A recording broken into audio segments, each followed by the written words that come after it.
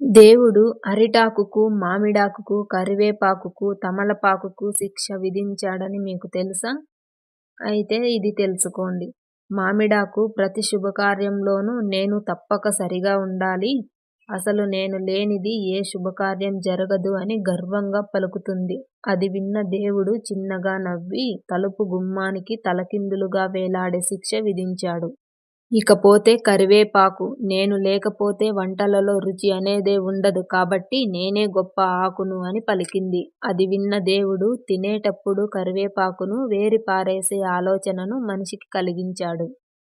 ఇదంతా విన్న అరిటాకు, మనుషులు భోజనం చేయటానికి తప్పకుండా నన్ను వాడతారు, అందుకే నేను చాలా గొప్ప ఆకును అని గర్వంగా పలుకుతుంది.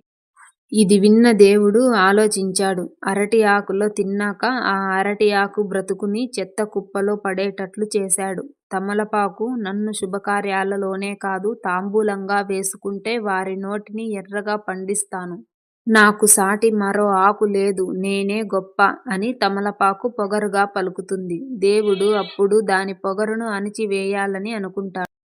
తమలపాకును బాగా నమిలి రసం మింగి ఆ తరువాత బయటికి ఉమ్మి వేసేలా చేశాడు.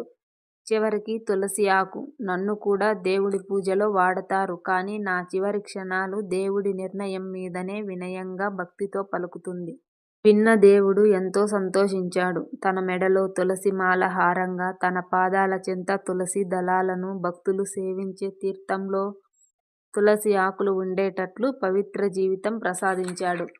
నేనే, నా వల్లే, నేనే గొప్ప అని అనుకునేవారికి, అహంకారంతో విర్రవీగేవారికి మొదటిలో బాగానే ఉన్నా ఏదో ఒకరోజు పతనం చెందుతారు. వినయంగా ఉన్నవారు ఆలస్యమైనా ఉన్నత స్థాయికి చేరుతారు. ఈ వీడియో మీకు నచ్చినట్లయితే చిన్న లైక్ చేసి ఇలాంటి మరిన్ని వీడియోల కోసం మన ఛానల్ని సబ్స్క్రైబ్ చేసుకోండి.